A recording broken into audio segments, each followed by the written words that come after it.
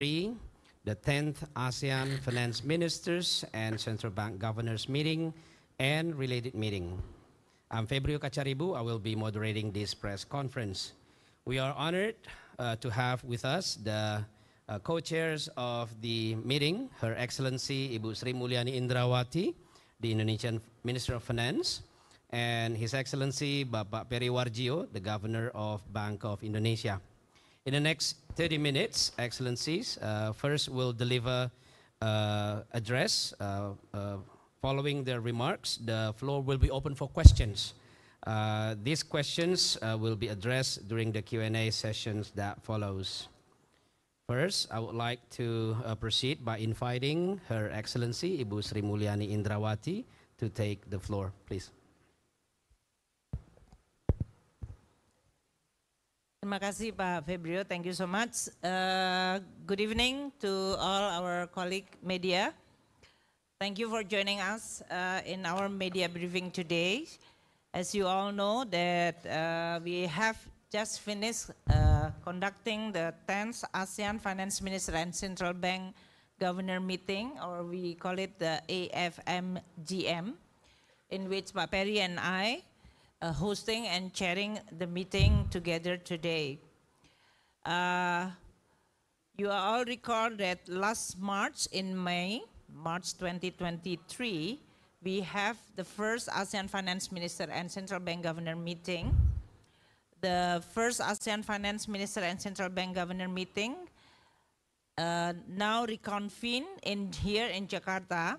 This is the first time for the chairmanship of Indonesia to invite the meeting of Finance Minister and Central Bank Governor twice within 1 year. So the meeting for our second meeting this year is to discuss the progress of our finance cooperation agenda, and especially also to update us with so many development in the global and regional economy, which is becoming so dynamic. The agenda for our second meeting is the 3 strategic objectives, covering the first is the recovery and rebuilding, the second one on a digital economy, and the third one on a sustainability. The timing of this meeting is very, very important. This is also to show the solidarity and to solidify the ASEAN position as an important regional entity. This message of the regional cooperation is becoming so important, particularly in light of the current global dynamic and challenges. As presented by the international financial institution, including ADB, IMF, World Bank, as well as the AMRO, ASEAN economic growth continue to be a bright spot in the global economy. ASEAN was projected to grow at 4.5% this year, higher than the global growth. Of course, composition for each country will be different. On the inflation side, it is expected to remain high in select ASEAN member states, but it remains comparatively lower than other regions. ASEAN has managed to maintain the increase of its interest rate and the depreciation of its regional currency despite the escalation of global interest rate. These economic fundamentals underscore ASEAN resilience toward global headwinds, continuing its path to be the epicentrum of growth. In today's discussion, the ASEAN Finance and Central Bank Governor is discussing how ASEAN can strategically keep this momentum and resiliency continue and collectively navigate the ongoing challenges. This includes intensifying geopolitical tension, increased debt pressures, and limited policy spaces, facing with the global fragmentation, slower global trade growth, and a threat from the advancement of technology, as well as concern regarding food and energy security and climate change risk. Our meeting today emphasizing the importance of strengthening ASEAN macroeconomic policy mix to enable the ASEAN member state to use all the available tools to ensure the stability of our economy. The meeting also stressed the importance of well-coordinated policy action to address this multifaceted risk. For this year's chairmanship, Indonesia marks the effort made by the ASEAN finance process to enhance collaboration with other sectoral bodies within the ASEAN Forum.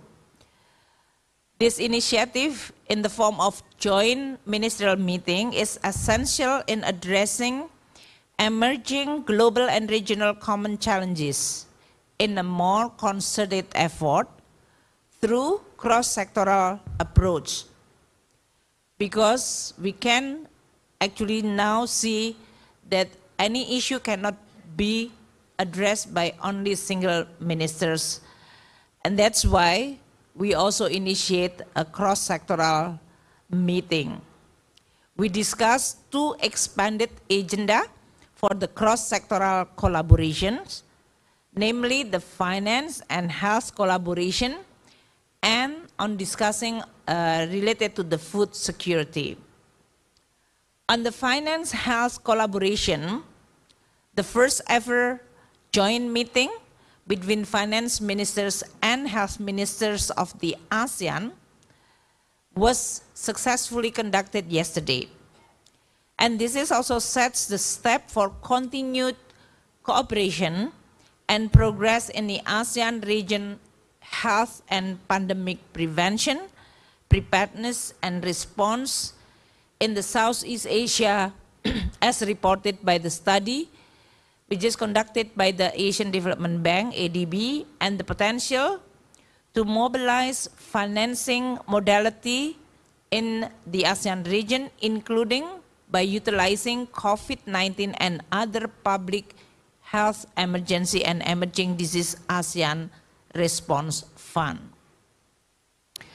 On the food security, we discussed the progress of our commitment to enhance finance sector involvement to ensure the regional and global food securities through strengthening collaboration between ASEAN finance process and other ASEAN sectoral bodies. This cross-sectoral collaboration, which is beyond finance, have the objective first to improve policy to reduce challenges to food security, and the second one to enhance availability and affordability of healthy diets, and the third one to improve financing access for medium and small medium enterprise, small farmers to support food security, and the last one is to enhance trade facilitation to drive food security. In order to support the achievement of our sustainable long-term growth in the ASEAN region, the ASEAN Finance Minister and Central Bank Governors discuss on how ASEAN can increase its infrastructure financing through repositioning the existing ASEAN Infrastructure Fund, AIF, as an ASEAN Green Fund. The objective is to promote sustainable infrastructure in the ASEAN region. In this regard, the meeting agreed that we need to align ASEAN Infrastructure Fund financing with the ASEAN Taxonomy for Sustainable Finance. We also agreed to strengthen ASEAN Infrastructure Fund's business processes and conduct further studies on the ASEAN Infrastructure Recapitalization Contribution, and also optimizing of the ASEAN Infrastructure Fund existing capital. During our meeting, the ASEAN Finance Minister and Central Bank Governors also highlighted the importance of promoting transition finance to support the achievement of low carbon economy in the ASEAN region. We are all fully aware that climate change is a real threat and we need to respond accordingly. Financing transition has become one of the most critical issues. The meeting also discussed the ASEAN Taxonomy Sustainable Finance version 2 that serve as an example of how ASEAN members are working to enable a just, affordable, and orderly transition in the ASEAN region. The ASEAN taxonomy is the first taxonomy in the world that classifies energy transition as a new green classification. This taxonomy is an essential instrument to attract private investment to support transition in the region. Therefore, the ASEAN Finance Minister and Central Bank Governor underscore the importance of interoperability of the ASEAN taxonomy with other international taxonomy. In this meeting, we invited also from the EU, who's also already developing their taxonomy. Aligned with our effort to address current pressing challenges, we, the ASEAN Finance Minister and Central Bank Governor, continue the regular discussion on our common interests. The discussion on a tax and custom cooperation to improve the implementation of exchange of information, accelerating the completion and implementation of the agreed standard procedure and guideline, and also to increase our capacity to keep up with the current threat and issues.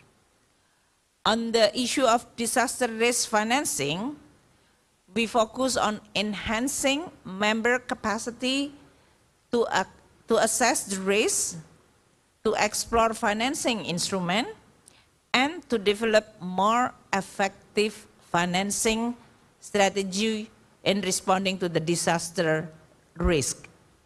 We also have an update on the progress on the ASEAN Economic Community Blueprint 2025.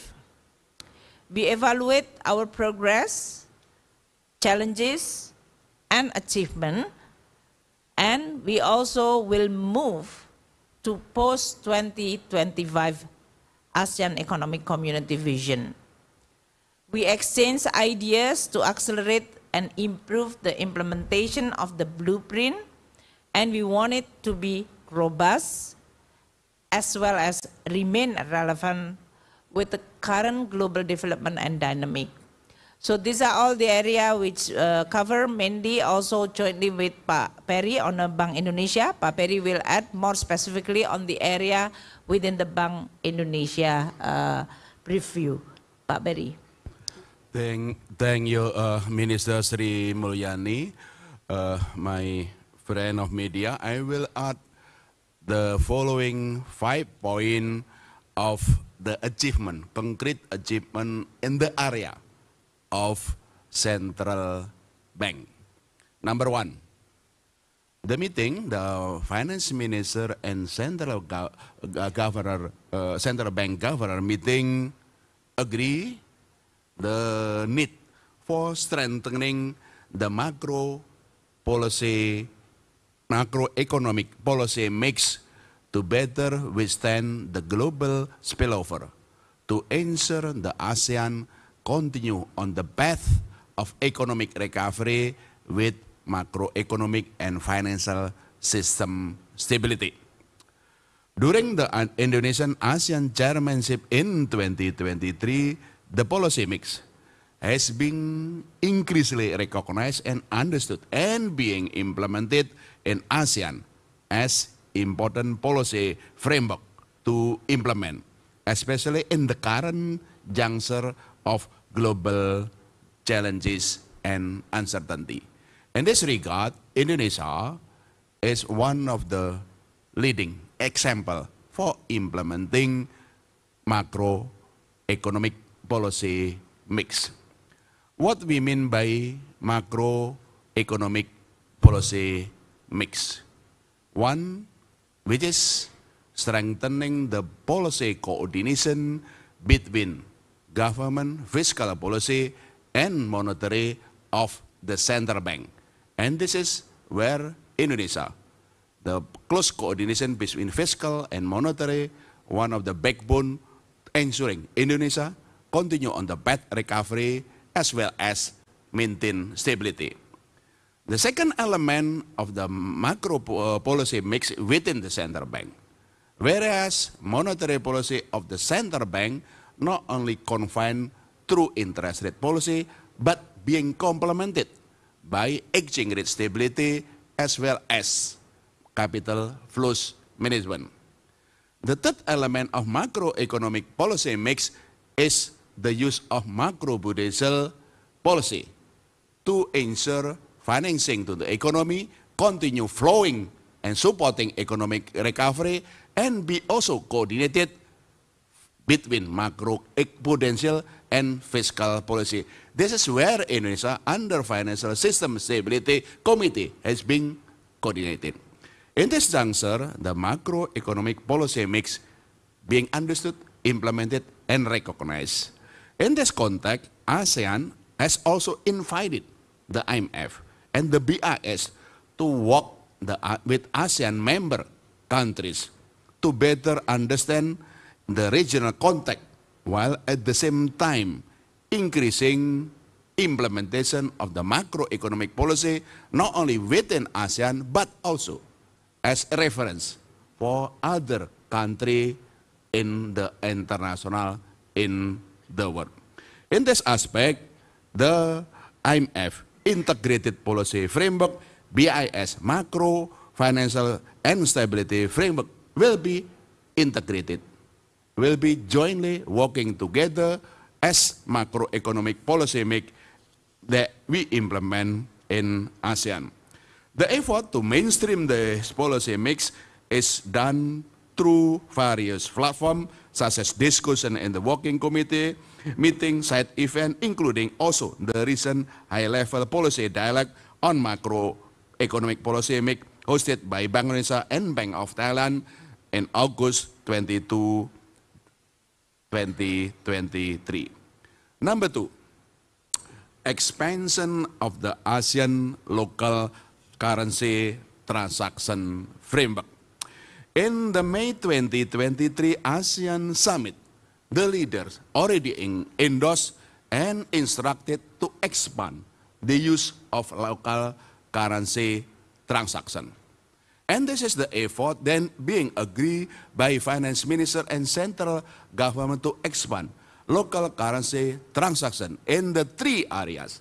Local currency transaction for facilitating trade and investment. And second area, local currency transaction in the area of cross-border payment system. And the third area, local currency transaction for financial asset. This is the expansion of local currency transaction framework in the area with that. Then in the future, transaction in the region can be done through local currency. From bilateral local currency within the ASEAN member through multilateralism in the ASEAN country, with that will strengthen the resilience, the ability of the region to withstand the global spillover, especially from the advanced country. We hope that there will be also expansion. Today, we signed memorandum of understanding between Indonesia, Thailand, and Malaysia to expand local currency transaction in these three areas, and we are looking forward for other member ASEAN to join signing and implementing local currency transaction. This will also further promote stability in both macroeconomic financial system and to address global spillover to ensure region to continue on the path of recovery. Number 3, expansion of regional payment connectivity within the ASEAN region.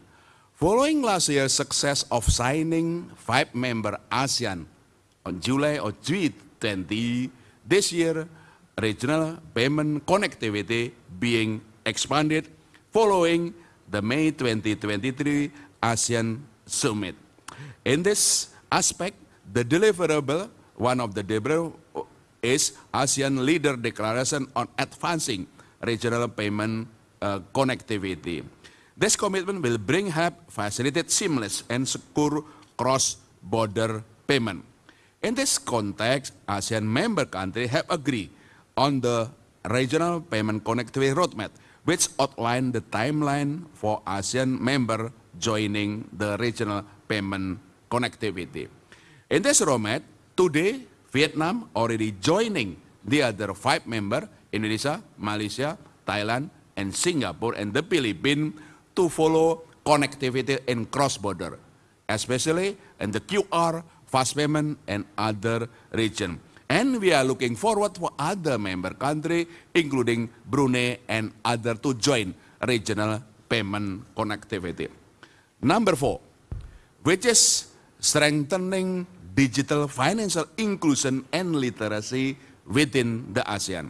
ASEAN has completed the implementation guideline to strengthen digital financial literacy in ASEAN, which aim to provide action-oriented guidance for policymakers in the ASEAN and will complement existing guidance in the ASEAN and global financial inclusion agenda. In addition, under Indonesia ASEAN chairmanship, also conducted Digital Financial Inclusion Festival, DFI, which is on the sideline of the 10th AFMGM in August 2023, just in the International Conference Center. The DFI, Digital Financial Inclusion Festival, and the endorsement of the implementation guideline to strengthen digital financial literacy in ASEAN aims to enhance financial inclusion and empower individuals in the realm of the digital finance. 5, and last one, revisiting the working committee mandates. Indonesia chairmanship initiate deliberation to strengthen ASEAN finance process to enable ASEAN to respond to the dynamic global economic landscape. In that regard, we have just endorsed the establishment of the task force on revisiting working committee mandates. For in the initial state, the task force was formed to develop the guiding principle needed by its working group to be able to revisit working committee mandates in the alignment with the ASEAN Economic Community 2025 and beyond. This is the 5 deliverable achievement in the central bank area. I give back. Thank you so much, Minister and Pak Gubernur. We will collect the first 3 questions. The first round will be in English. So if you want to ask the questions in English, please. Nada, anybody else? Okay. What's your name? Please state your name, and then we have 2. Okay. Go ahead with the first, Aditya. Okay. Go 3 questions, Nada, and you and Aditya. Go ahead. Hi, my name is Nada from the Jakarta Globe. I would like to ask Mr. Perry regarding the regional payment connectivity. You said that the other member states will join the regional payment connectivity. Can you give a specific timeline on perhaps when the other member states such as Brunei Darussalam will join this initiative? And also, Bank Indonesia has just launched the trial run for the QR code connectivity with Singapore. And when will you be planning to launch the trial run with the Philippines? Thank you. Okay, next. Please state your name and your media.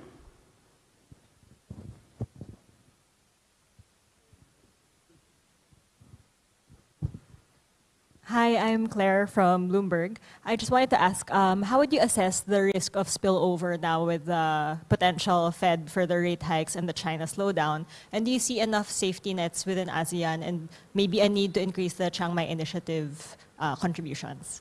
Okay, thank you. Very succinct. Aditya, please. Yeah. Hey, my name is Aditya from the Jakarta Post.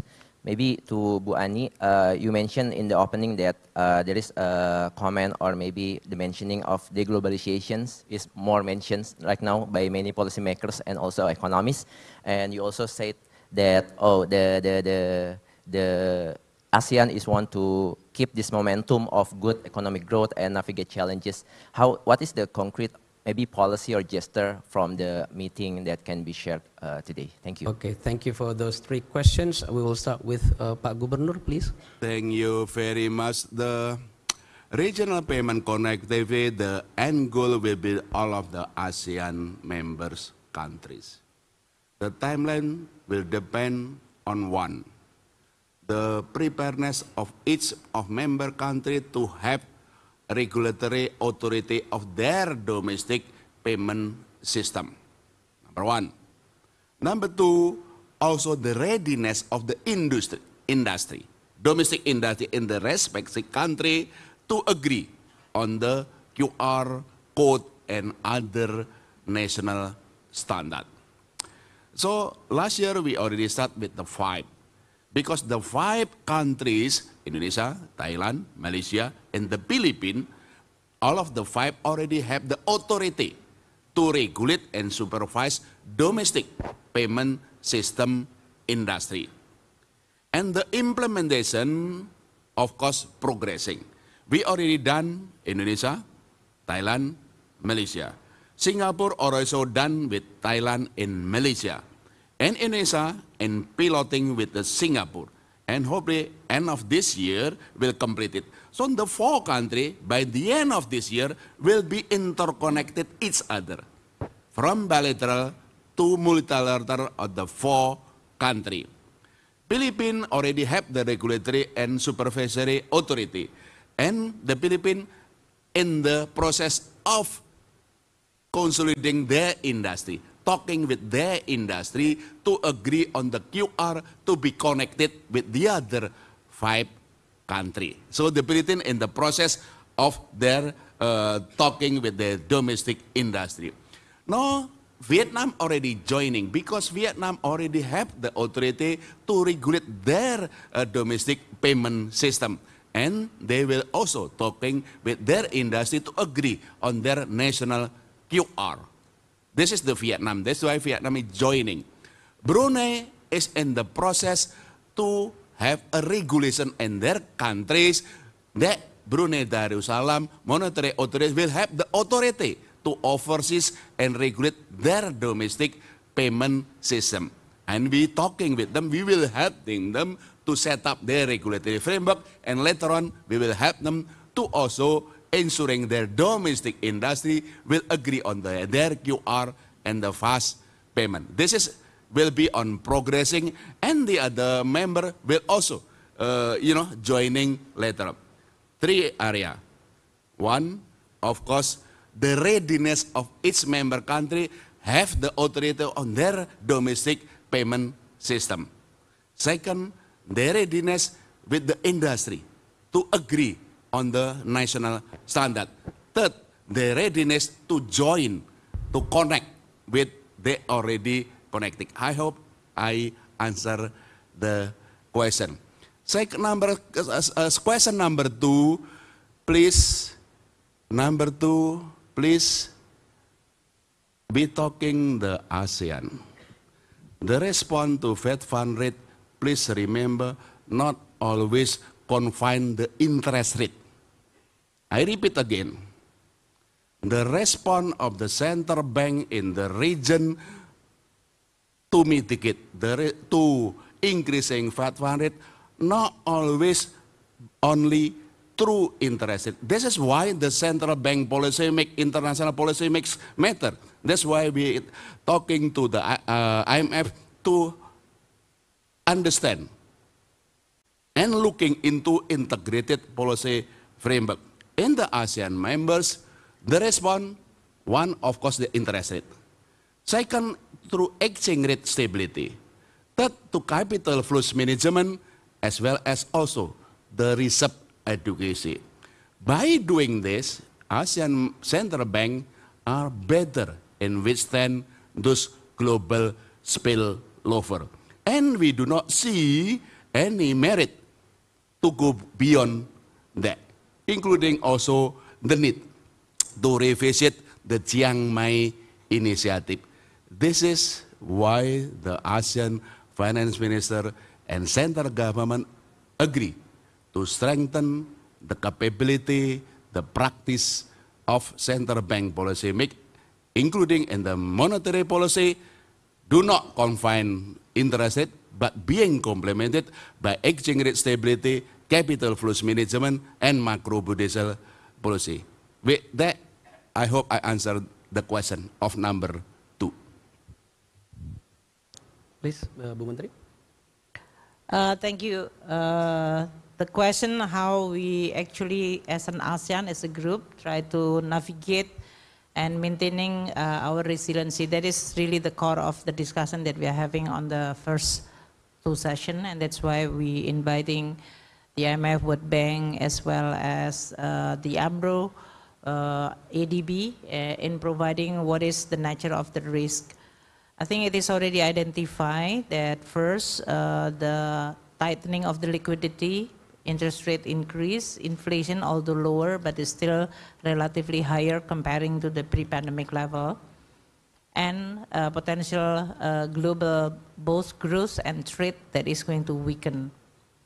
The discussion providing from all these international organizations the direction of policy, part of it is already mentioned by Pak Peri, that we have to make sure that the policy mix at the macro level, the stability can be maintained within the ASEAN member countries. So fiscal monetary policy, making sure that the stability at the macro level, that means on the fiscal direction, monetary direction, need to be synchronized, agreeing and responding to this changing global environment of weak growth, tightening liquidity, higher interest rate, and some capital outflow that translated into currency pressure.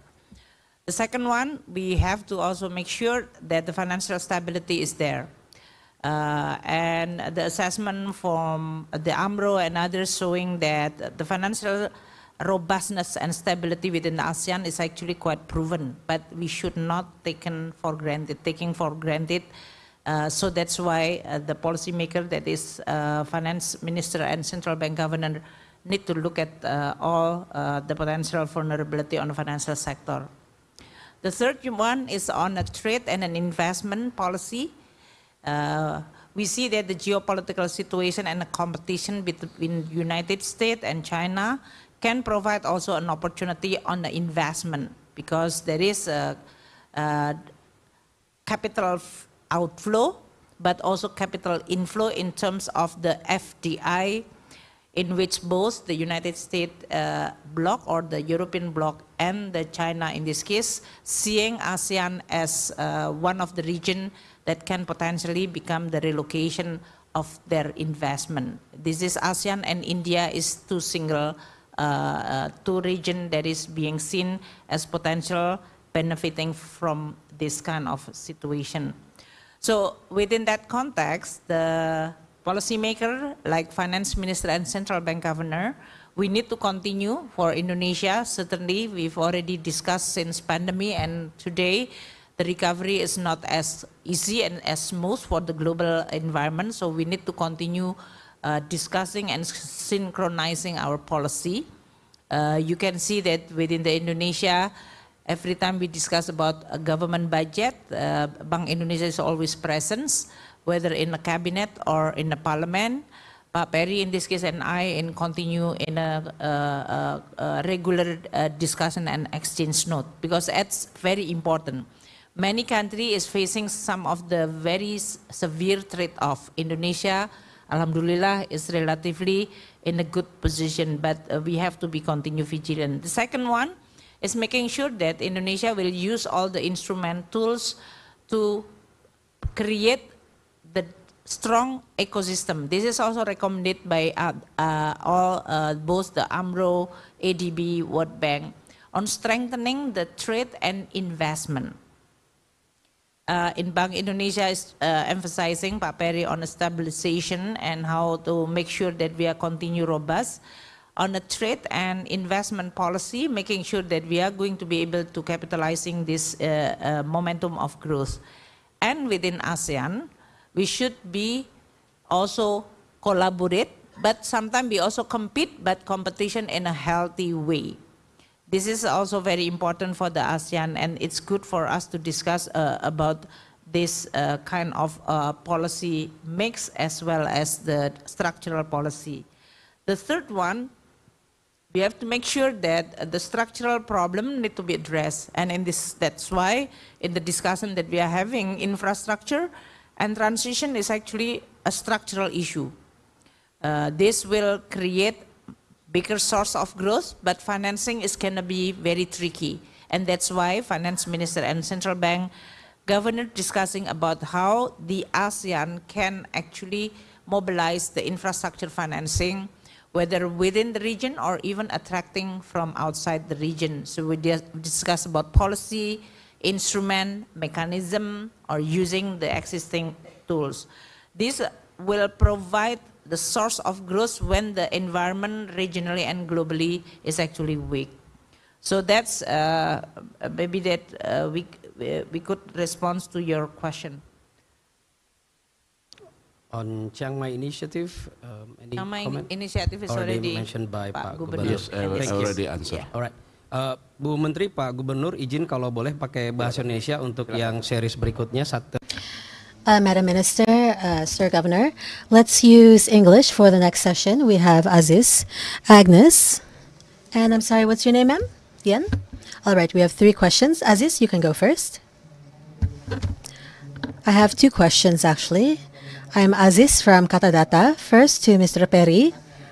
Following up on the Jakarta Globe question, on whether there were concerns during the meeting that the 10 ASEAN countries would not be able to realize this connectivity due to the Myanmar issue. Is the Myanmar issue a challenge in the connectivity of the region? Second, to Madam Minister, has there been any discussion on the slowing of China's economy and the impact on ASEAN countries with regard to the slowing of the Chinese economy? Ladies and gentlemen, I'm Agnes from Harian Kompas.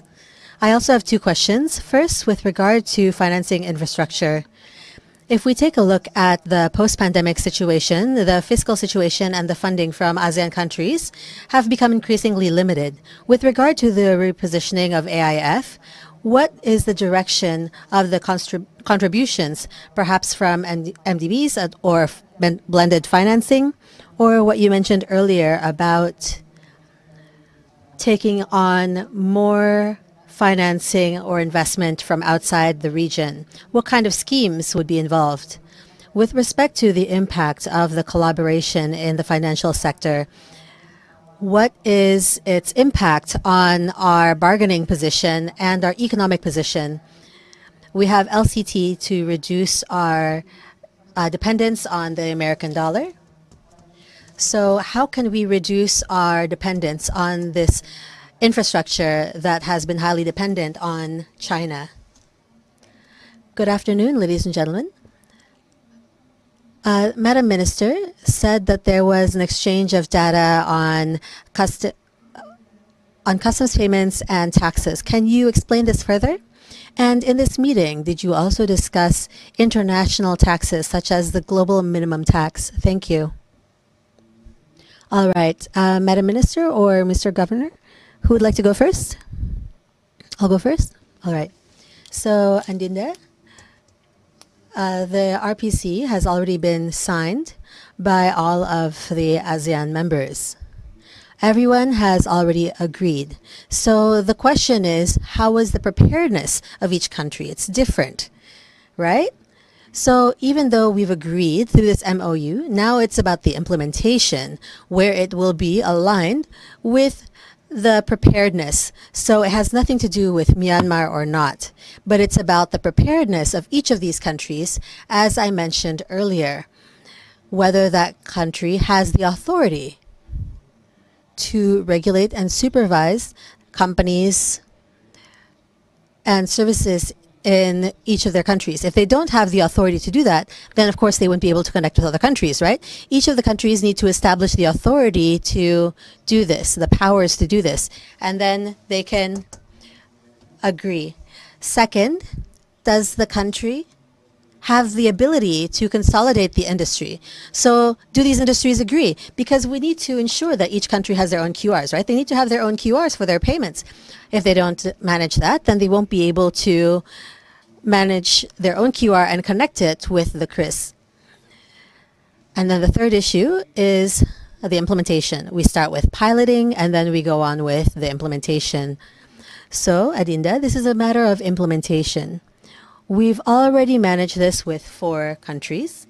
And at the end of this year, we have Indonesia, Singapore, Malaysia. We have multilateral between 4 countries. We're all interconnected. And then we'll have the Philippines joining, and Vietnam will also be joining for the implementation. And then Brunei will join when it is ready, based on its preparedness. So it's all in stages, gradually, gradually, gradually, and the implementation will lead to a reality where all of the countries are connected in their fast payments with local currencies being used.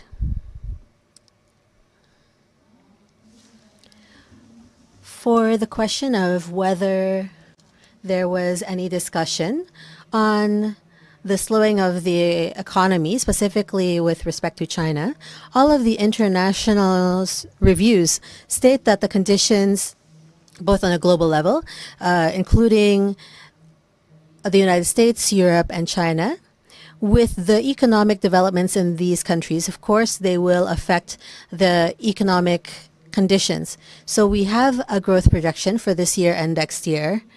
For this year, it's revised, it's actually increased according to IMF. And this is because the economic growth of the US is more resilient. However, next year, there still remains a certain risk, which is a downside risk. So it's higher for longer.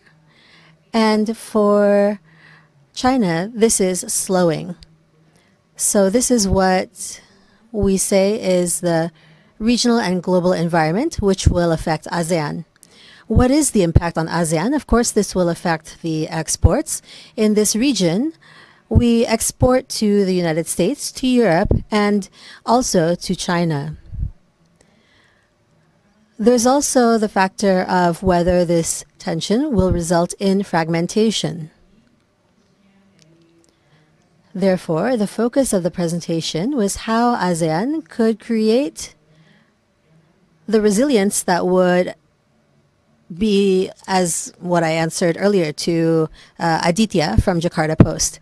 The question earlier was the focus on structural policy, the focus on intra-connectivity within ASEAN, and a focus on infrastructure financing, specifically green financing, transition financing, and how we can improve the connectivity of services within ASEAN. That's why Mr. Perry mentioned payment systems and using the local currency. This is very relevant.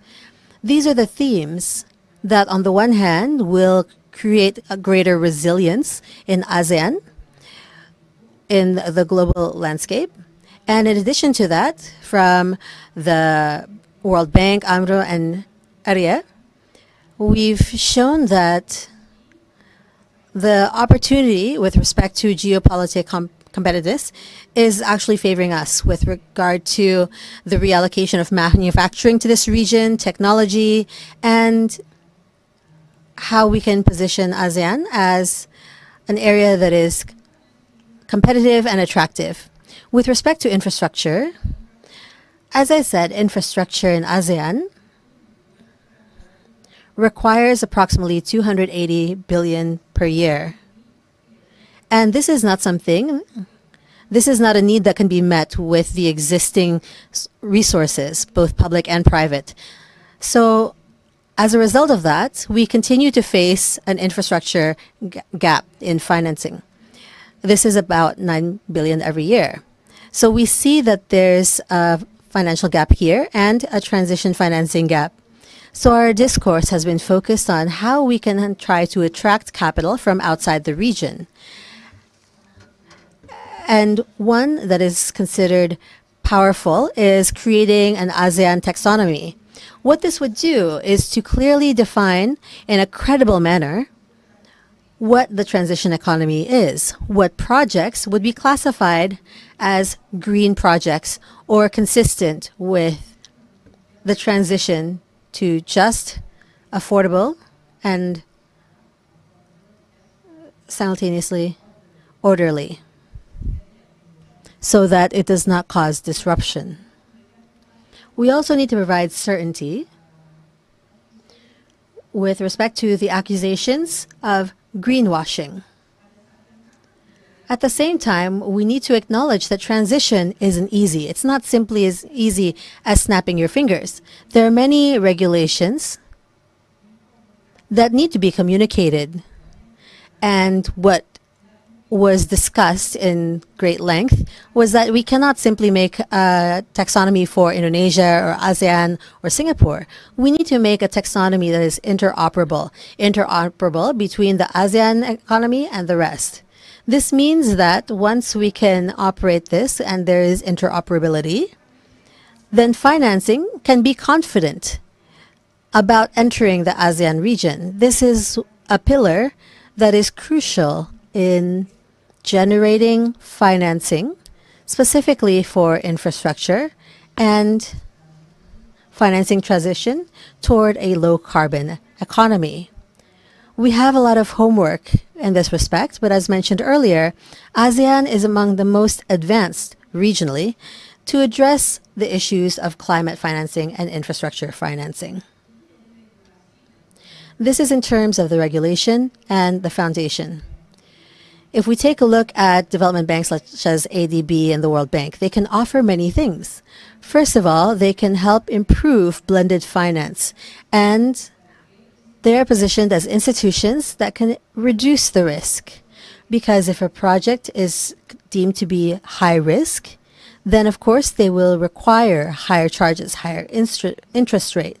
Meanwhile, we are facing some very high interest rates in the world today. That's why the role of MDBs is to de-risk, to reduce the risk of projects or programs in a country. We also need to create blended finance that is scalable. Blended finance at this time is more project by project based. For project A, for transition, okay, we have this. We have blended finance from philanthropy, it's going to be this much. From MDB, it's this much. From public finance, it's this much. From the private sector, it's this much. And that's for one project. It's not something that can be replicated and upscaled to other projects. Meanwhile, as I mentioned earlier, we need about 280 billion per year. This is a huge amount of money. So perhaps we're able to achieve blended financing for one project, but it's not able to overcome these huge problems on a larger scale. So as mentioned earlier, we're not simply talking about financing and its relation to China. We see that there's a lot of liquidity. However, they require assurances and acceptable risks. That is why we need to attract them. For the exchange of tax and customs data, I think that for tax and customs, we have AEOE, which we've discussed together, to be able to be improved, where we can make it more intensified and we can have more predictable and timely access to information. There are inevitably going to be many things that we can improve in the mechanism. For example, with customs, if we have an ASEAN economic community, next year the host will be Laos, and Laos is a landlocked country. If we talk about customs in Laos, It's a dry port. So we don't have seaports in Laos. So we need to ensure that we have a flow of data, and people and goods can move more quickly without compromising safety and security. So ensuring safety and security includes includes restricting the trafficking of illegal goods as well as the trafficking of humans. So these are the focus of customs and taxation. This is the access of information that we're looking at to ensure that we don't have an erosion of knowledge. We need to ensure that we have the taxes that Indonesia is entitled to. We want to ensure that we're not taking taxes that other people are entitled to, and that no one is taking taxes that we are entitled to. So here at the same time, we are coordinating the taxes between the different countries, and we're working together, collaborating. This is the focus in taxation and customs collaboration. This is something that has been going on for quite some time. At the official meeting at the Director General level and the technical level has proceeded quite regularly and well. We haven't discussed the global taxation policy, although this may be discussed at the deputy level, because we are updating on the G20 situation where we're addressing global taxation issues. However, this is not the focus. This was not the focus of today's discussion or that of March last year. I think that's all. All right, thank you. It's almost Maghrib. So, ladies and gentlemen, thank you for your attendance here. ASEAN will continue to be an epicentrum of growth. This is something that we've proven, and we are going to maintain it. Thank you, and thank you to our friends in the press. Good evening.